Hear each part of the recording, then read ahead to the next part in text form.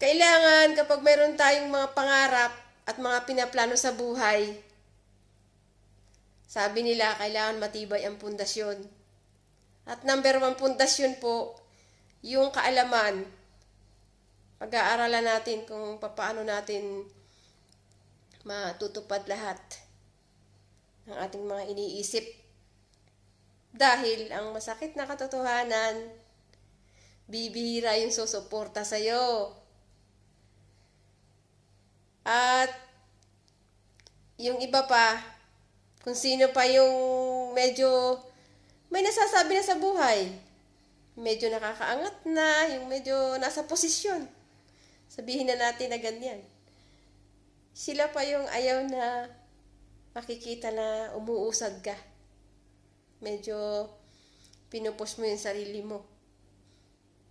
Sila pa yung unang-unang mai-insecure sa'yo dahil ayaw nila na masasapawan kung ano meron sila ngayon. Masakit na katotohanan, pero kailangan po nating tanggapin at kailangan din nating pag-ukulan ng pansin yung mga ginagawa natin at mga sinasabi natin sa ibang tao. Mag-ingat po tayo dahil hindi lahat ng tao sa paligid mo ay kakampi mo.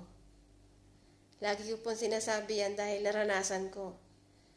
Hindi ko po i-share lahat ng mga sinasabi ko sa content ko kung hindi ko po naranasan.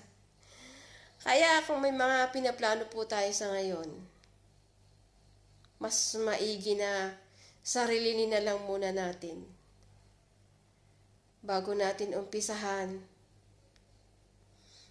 Huwag nating ipagsasabi. Kung meron man tayong ilan na pagsasanggunian, ay di piliin na lang natin. Kaya ingat-ingat po tayo bago tayo madistract sa mga gusto nating gawin. Yung hindi mo pa nauumpisahan, madidiscourage ka na. Katulad po ng nabanggit ko sa unahan, kailangan matibay ang pundasyon mo. Matibay ang loob mo sa lahat ng mga gagawin mo.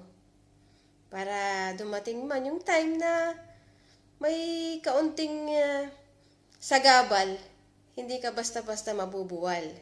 Dahil pinag-aralan mo, alam mo kung paano gagawa ng solusyon